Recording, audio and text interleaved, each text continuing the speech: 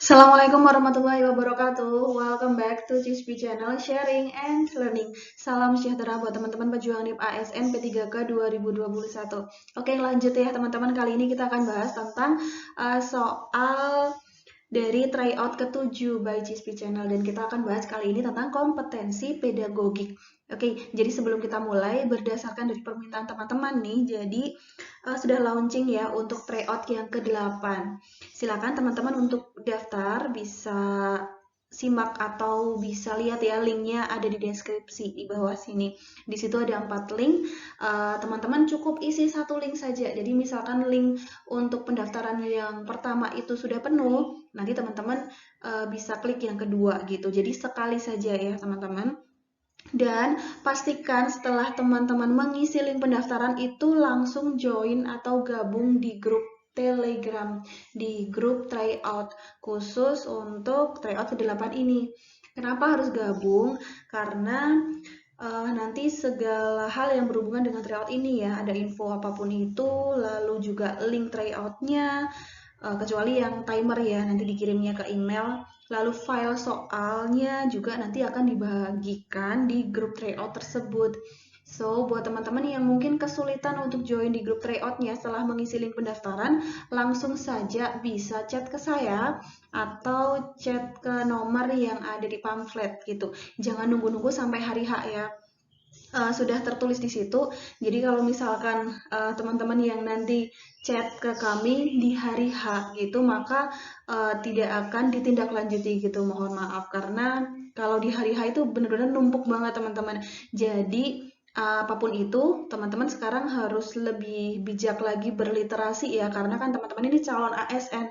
Makanya nanti dalam sekarang ini teman-teman mau persiapan untuk tes, lalu nanti dalam pelaksanaan tesnya kan juga harus pemahamannya kan harus bagus ya. Dan nanti juga ketika teman-teman insya Allah lolos ya, amin semuanya lolos, ada tahap pemberkasan, itu juga literasinya teman-teman harus bagus. Jadi kalau ada info yang ada di situ, info apapun itu teman-teman pahami dulu, dan kalau sudah tertera di situ dengan jelas, ya itu jangan ditanyakan gitu teman-teman. Tanyakan yang memang belum ada di situ dan belum dipahami gitu ya. Oke, sebelum kita mulai, jangan lupa teman-teman like video ini, subscribe dan nyalakan lonceng notifikasi supaya tidak ketinggalan dengan update video-video seputar P3K 2021. Bisa juga ya update di IG aku di cispi_47. Oke, langsung saja.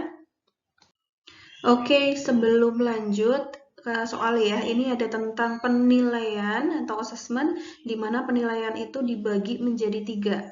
Di sini ada penilaian sikap, ada pengetahuan, ada juga keterampilan. Nah, penilaian sikap itu mencakup apa saja, lalu pengetahuan dan juga keterampilan itu harus dipahami ya, karena ini penting, di mana tugas pokok kita sebagai guru itu sendiri adalah mencakup kompetensi pedagogik ya, salah satunya penilaian ini atau assessment. Dan sebelum bahas tentang tryout kemarin ya, ini aku bahas dulu tentang penilaian atau assessment, salah satunya tentang penilaian as learning, for learning, dan juga off learning. Ini yang banyak teman-teman masih request nih, katanya masih bingung gitu. Oke, lanjut saja ke soalnya. 1. Bu Dwi adalah guru muatan pelajaran matematika di salah satu SMP. Hari ini Bu Dwi mengajar materi persamaan garis lurus. Setelah melaksanakan diskusi, Bu Dwi memberikan kuisi sebagai latihan peserta didik. Evaluasi yang dilakukan oleh Bu Dwi termasuk evaluasi. Silakan teman-teman bisa baca dulu opsinya. Oke, jadi di sini kan mengajar ya. Lalu setelah mengajar ada diskusi dan diberikan tugas dengan menggunakan aplikasi Quizzes. Berarti evaluasi yang dilaksanakan di situ adalah selama pembelajaran, selama proses pembelajaran. Jadi jawabannya adalah assessment for learning yang B, teman-teman. Untuk ingat assessment for learning, ini for itu artinya selama ya. Jadi assessment yang dilaksanakan selama pembelajaran atau dalam proses pembelajaran itu sendiri. Ini fungsinya sama dengan evaluasi formatif. Lanjut. 2. Pak Lim mengajar di salah satu SD negeri di daerah Bogor. Beliau adalah guru kelas. Sudah hampir 2 bulan Pak Lim mengajar siswa di tahun pelajaran 2021-2022. Sudah 2 tema yang disampaikan kepada muridnya di kelas 2. Senin 6 September 2021 akan dilaksanakan evaluasi untuk mengetahui pemahaman siswa-siswanya dalam mempelajari 2 tema selama 2 bulan tersebut. Evaluasi yang dilakukan oleh Pak Li disebut, silakan teman-teman dibaca dulu opsinya. Ya, ini kelihatannya panjang, padahal simpel nih aslinya. Intinya adalah sudah 2 bulan ya pembelajaran, lalu sudah ada 2 tema nih. Nah, kalau sudah 2 tema disampaikan, lalu sudah ada 2 bulan pembelajaran, evaluasi yang dilakukan apa sih? Iya, betul sekali ya. Kita akan melaksanakan yang namanya PTS. Apa itu PTS? Penilaian tengah semester. Jadi PTS ini dilaksanakan kurang lebih sekitar 2-9 minggu ya pembelajaran atau 2 bulan, dan biasanya sudah ada 2 tema di situ. 2 atau 3 tema ya mungkin untuk kelas atas. Nah, PTS itu sendiri merupakan evaluasi yang dilaksanakan itu dia terpisah dari kegiatan pembelajaran itu sendiri ya. Artinya dilaksanakan di akhir. Jadi kan kita sudah melaksanakan pembelajarannya sampai 2 bulan. Gitu. Berbeda dengan yang tadi. Yang tadi kan masih selama pembelajaran, masih di proses pembelajaran itu sendiri. Nah, untuk evaluasi seperti ini disebut dengan assessment of learning. Ya, teman-teman ingat di sini of itu setelah atau di akhir. Jadi bisa dibilang juga bahwa evaluasinya itu terpisah dari kegiatan pembelajaran itu sendiri. Gitu. Fungsinya sama dengan evaluasi sumatif. Contohnya seperti tadi ada PTS, lalu ada PAS, lalu bisa juga PAT, atau sekarang ini ya ada AKM juga itu masuk ke situ. 3. Dalam satu semester, beberapa kali Pak Idris yang merupakan guru kelas 6 SD 76 Petang Jakarta Pusat memberikan lembar evaluasi kepada peserta didik. Lembar tersebut berisi refleksi terhadap pembelajaran yang telah dilaksanakan. Peserta didik bisa menuliskan materi yang sudah dikuasai maupun materi yang masih kesulitan untuk dipelajari. Evaluasi yang dilakukan oleh Pak Idris disebut dengan, silakan dibaca dulu teman-teman. Oke, jadi intinya di sini ya bahwa diberikan lembar evaluasi gitu ya, isinya tentang refleksi. Nah, boleh nanti mungkin berupa checklist gitu ya. Jadi refleksi pembelajaran dari peserta didik itu sendiri selama kegiatan pembelajaran. Lalu materi mana yang sudah dikuasai, materi mana yang belum, materi mana yang masih kesulitan. Nah, itu nanti peserta didik menuliskan refleksinya, apa yang dialami gitu ya. Nah, evaluasi atau penilaian seperti ini disebut juga dengan penilaian diri, teman-teman. Jadi, penilaian diri itu masuk ke dalam assessment as learning yang C. Assessment as learning ya, atau assessment ini S. Ya, di sini. Ini keywordnya adalah sebagai, jadi penilaian sebagai pembelajaran. Sebenarnya ini hampir sama dengan assessment for learning tadi, yaitu dilakukan selama proses pembelajaran ya, dan fungsinya juga sama dengan evaluasi formatif. Tapi bedanya di sini, kalau assessment as learning itu dia lebih melibatkan kepada keaktifan peserta didik itu sendiri. Bahkan mungkin nanti dilibatkan dalam pembuatan rubrik dan sebagainya, bisa ya. Intinya kalau assessment as learning itu lebih ke keaktifan peserta didik gitu. Next, soal nomor 6.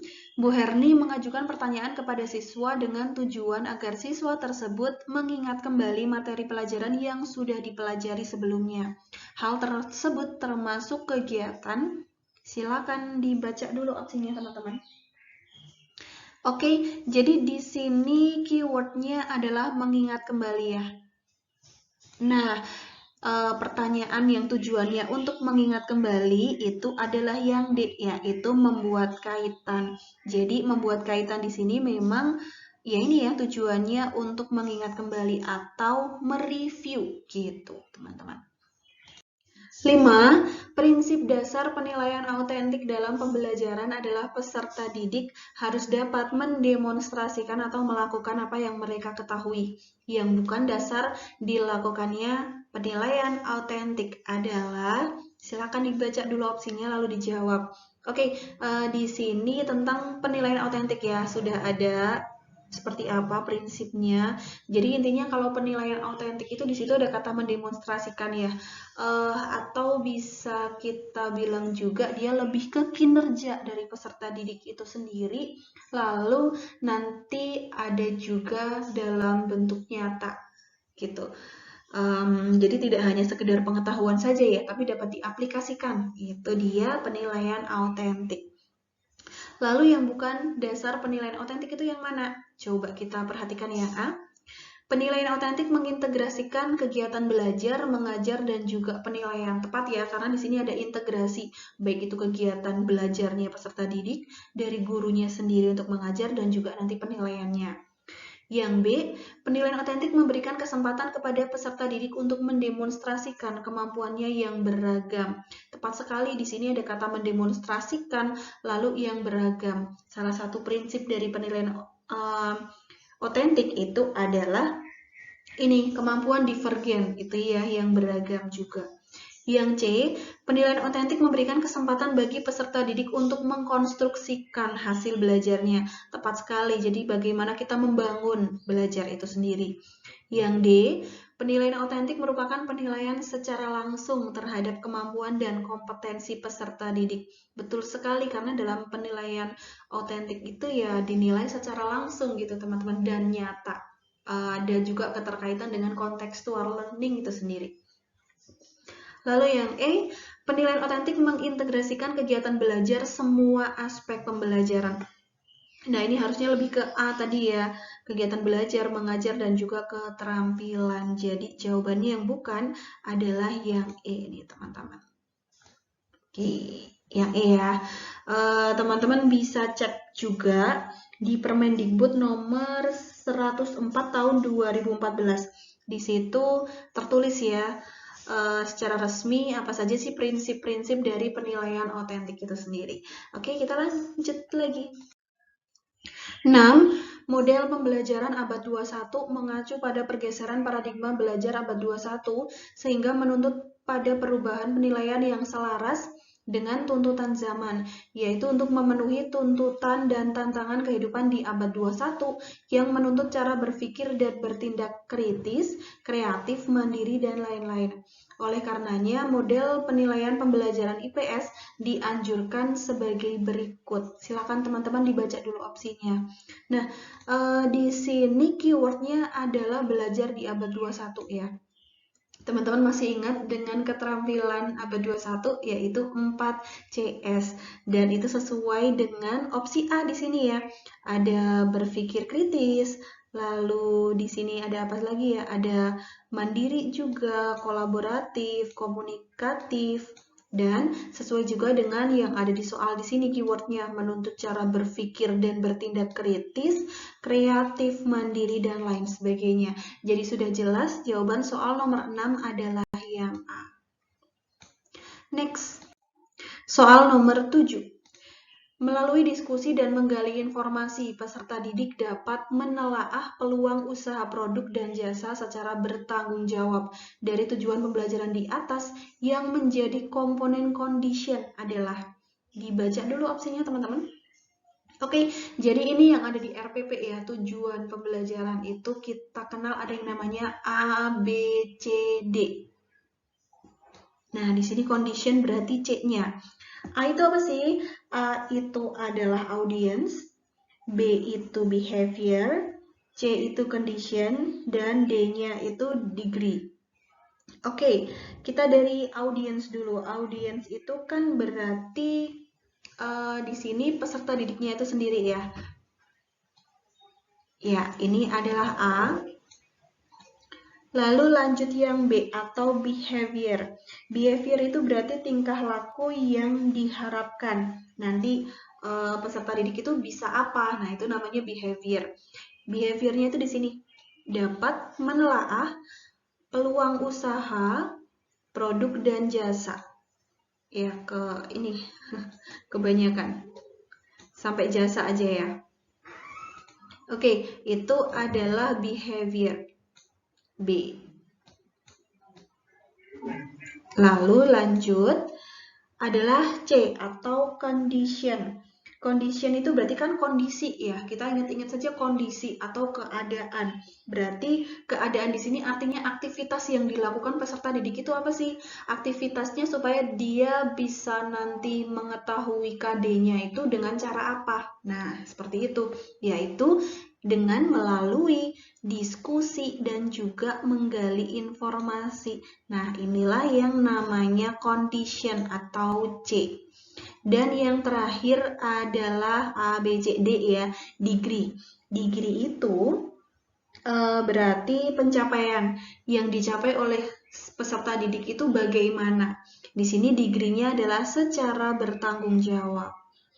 Oke, jadi degree itu sendiri bagaimana sih nanti ketika sudah mencapai materi yang ada di situ, ataukah dengan tepat, dengan jelas, secara bertanggung jawab, atau bagaimana gitu ya.